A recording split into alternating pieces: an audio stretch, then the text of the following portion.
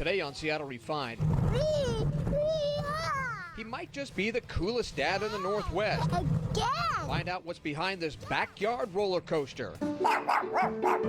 Plus, dogs make really, really bad models. They don't sit still. They're all over the place. beloved Northwest pets leap onto the canvas for all eternity. Meet the artist making it happen. And life after The Bachelor. One of the worst parts of the show is... Seattle's newest reality star tells all. Hi, I'm Taylor from The Bachelor. Seattle Refined starts now. Hey everybody, welcome to Seattle Refined. I'm Garth Swanson, coming to you from Honor Coffee. Well, Bachelor fans are hopefully feeling some satisfaction today. After weeks of dating drama, cat fights, and Chardonnay tears, we finally know who Nick picked. Will you accept my final rose? Yes. On the final episode last night, Nick proposed to Vanessa, which, let's be honest, wasn't really a shocker. Even though it wasn't the most dramatic rose ceremony ever, our Refined team is going to miss those crazy Monday nights. But now that it's over, we wanted to get the real dirt on this past season from a Seattle contestant. Taylor was in the middle of a lot of the drama this season. Luckily, she spilled some secrets to Refined. We have a lot of Bachelor fans here in the Como building, so we thought, why not grab a few and have them ask Taylor their burning questions. What was the best and worst part of the whole experience for you? One of the best parts, 100%, was meeting all the women. The friendships that you gain from the show are unlike any other I have in my life. Vanessa, and she's someone I got really close to in the house. One of the hardest parts is being that vulnerable and that exposed to like all of America and the world, frankly. Well, because of that, like, would you go back and do it all again? It's so crazy. There's so many reasons to not, but then there are also a lot of great reasons to go back. So like going into like your personal life, like how like overall has like this affected like your career and just like trying to be like a normal person now? Like how has it affected it? It's very strange because I still see myself as a normal person and I'm like, I'm just Taylor. Yeah. And then I see other people's reactions to me when they meet me and I'm like, whoa.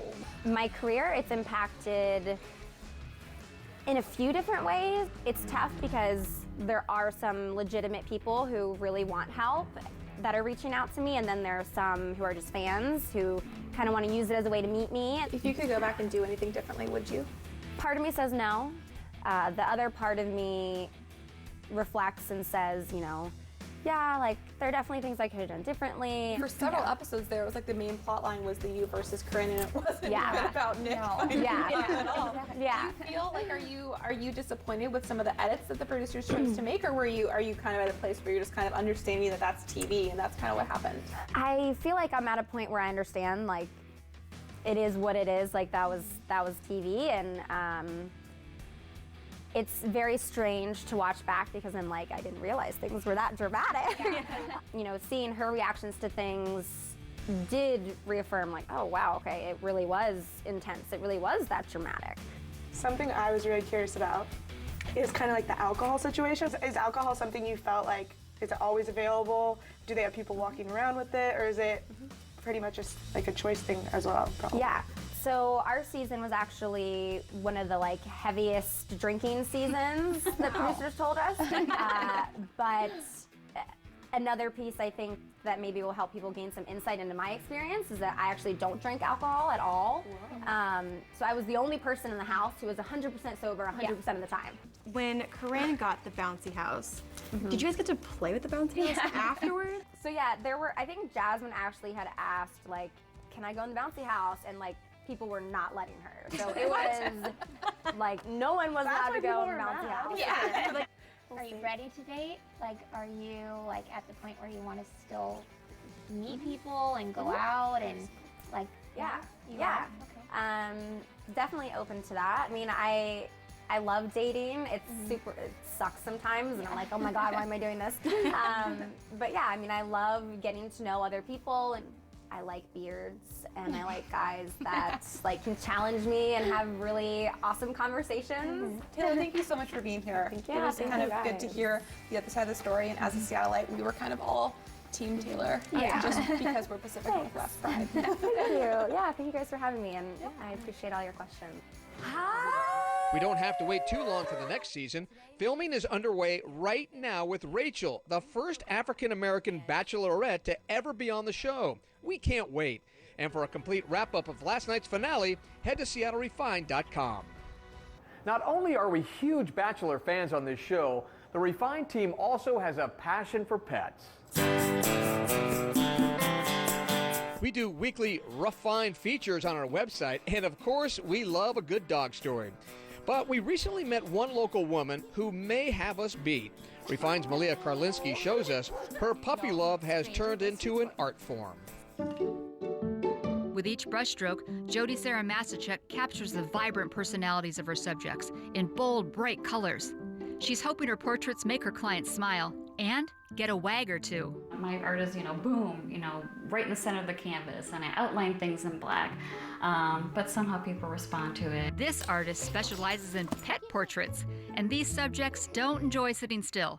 Like Bert, for example, our own Refined executive producer Scott Rondo's fur baby. Dogs make really, really bad models. They don't sit still, they're all over the place.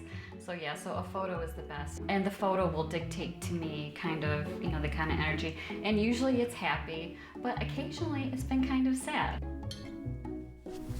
That's what happened when a client commissioned her to paint a portrait of Sunny. Shortly after the painting was delivered, Jody Sarah got some unexpected news. She said, I don't know how to tell you this, but I really love having the painting. But, Sunny passed away. Just the tears just came because I felt like I knew this dog. And she even says now that, every time she passes, the dog's portrait, she'll say, "Hi, Sunny." I think it's my job to kind of, honor the relationship between people and their pets. And I started this series of historical pets of importance. This one is actually a painting of Hachiko, who lived in the 20s in Japan. The dog would follow the owner every day to work, to the train station, and would wait for the owner. Although the owner unexpectedly died at work, Hachiko kept going to that train station to meet him for 9 years. I really want to bring this, dog to life again, because it really represents loyalty beyond logic. Eager to spread that love to more potential pet owners, Jody Sarah donates her talent to spotlight certain pets at Woodinville's Homeward Pet Shelter. She's offered to do portraits for these longer-term residents to help bring some exposure to them, and then when they get adopted, their new family gets to take the portrait home with them. Right now, we have one on the wall for Cooper, who's been with us for several months as he's going through surgery for his knee repair. In her backyard, Jody Sarah takes a break from creating with her own personal muses and BFFs, Ranger and Sadie. Really the most, special animal in the world to that person is their pet. For more information on how you can turn your pet into a work of art, log on to SeattleRefined.com. Seattle Refined is just getting started. We were all completely overwhelmed. We were totally blown away by the response. A cornerstone of the airwaves celebrates a new lease on life. But first, are you ready for Seattle's urban evolution? I can pull out my phone. If I forgot to lower the blinds, I can hit a button. No matter where I am in the world, I can lower them. Prepare to be blown away as Refined explores the city's first high-tech high-rise.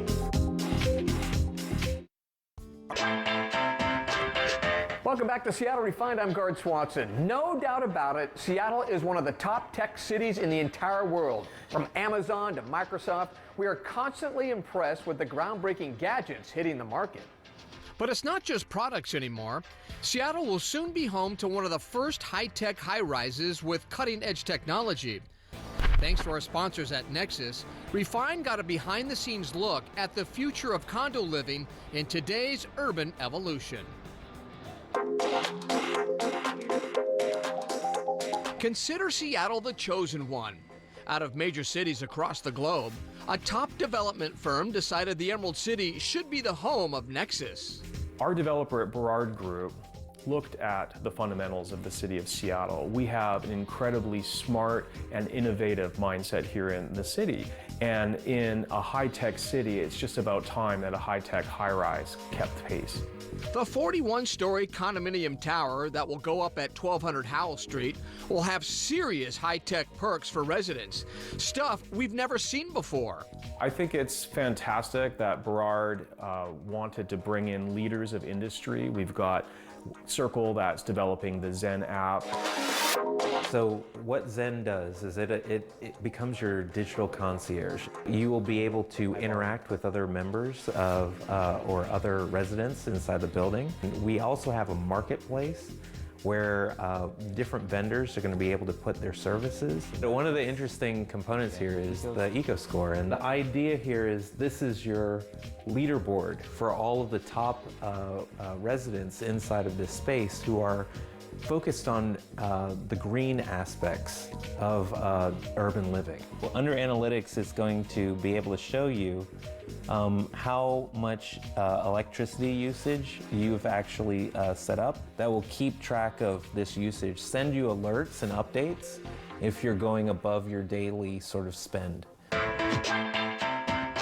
The Zen app also connects to condo features from Y-Pliants to make life even easier. Y-Pliants can provide your automated shades, your lighting control, your audio video, your security, anything you need in your unit electronically to enhance your lifestyle. I can pull out my phone. If I forgot to lower the blinds, I can hit a button. No matter where I am in the world, I can lower them, raise them up. I have my babysitter at home. She doesn't know how to work my television. I can program it for her. It's super easy, and that's the goal. But you don't have to wait until Nexus is built to see the condo of the future. Right now, the Nexus Sales Center has a first-of-its-kind living lab so homeowners can explore the new technology. And it doesn't stop there. It is unrealistic. Never you have seen anything like that before. People can get a virtual reality tour of the future Nexus site. Real estate is the most important financial decision people make, and tools like the HoloLens let you visualize that, interact with spaces that have not been built before. You can really see where they'll be living, what that neighborhood is going to look like 5 years from now. In this view, you can see that there's 2 more skyscrapers coming up. There's Metropolitan Park. There's the I-5 that helps you put this location in reference. You can see how the Nexus building is architected, where the sections are, where the amenities will be, where the lobby is, where the parking is. Life with technology that is embraced, the architecture that is distinctive, the front and center location, and it's just such an appropriate delivery for the 2020 vision that we see here in downtown Seattle. Are you ready for downtown living? Take Refine's Where Should You Live personality quiz to find out at seattlerefine.com/Nexus. When you take the quiz, you'll be entered into our Urban Evolution giveaway. The grand prize is an electric bike from Rad Power Bikes, a $500 gift card to Alchemy Collections, that's Seattle's go-to for modern and affordable furnishings, plus $200 to Daniel's Broiler. Again, head to seattlerefine.com/Nexus for a chance to win. Refine will be right back, but first, our Urban Evolution question of the day brought to you by our sponsor, Realogics Sotheby's International Realty. I own a house but want to move to the city. What's a good option? Well, it sounds like you might be a move-down buyer, and I have a lot of those as clients right now. Some who are considering the location. They want to be down by the city and have a more lock-and-leave lifestyle. Others who are thinking, my kids are grown, my house is big, I don't want to maintain the big yard anymore. What I'm recommending my clients to do is to consider a purchase in one of these new luxury high-rises that are being built. For as little as a 10% earnest money right now, you can lock in today's pricing on that unit, select your amenities, and you don't need to close until 2019, 2020. These new luxury high-rises are chock full of amenities and really are kind of a hive lifestyle where they have workspaces, concierge, your dry cleans dropped off. They've got dog run places and rooftop decks. So they're not the condominiums we're used to seeing down here. They're really quite wonderful.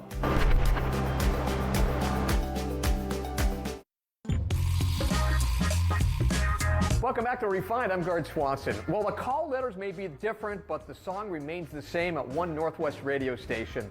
Last year, thousands of loyal listeners helped raise millions to save Pacific Lutheran University's public radio station, KPLU, from being sold. And as Refine's John Prentice discovered, one of the station's most enduring voices couldn't be more grateful.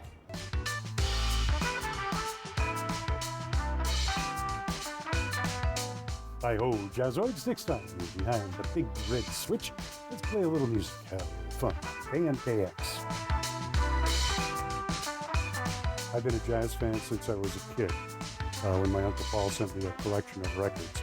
And I just knew right from the start the first record I played was a Billie Holiday record. You go to my head.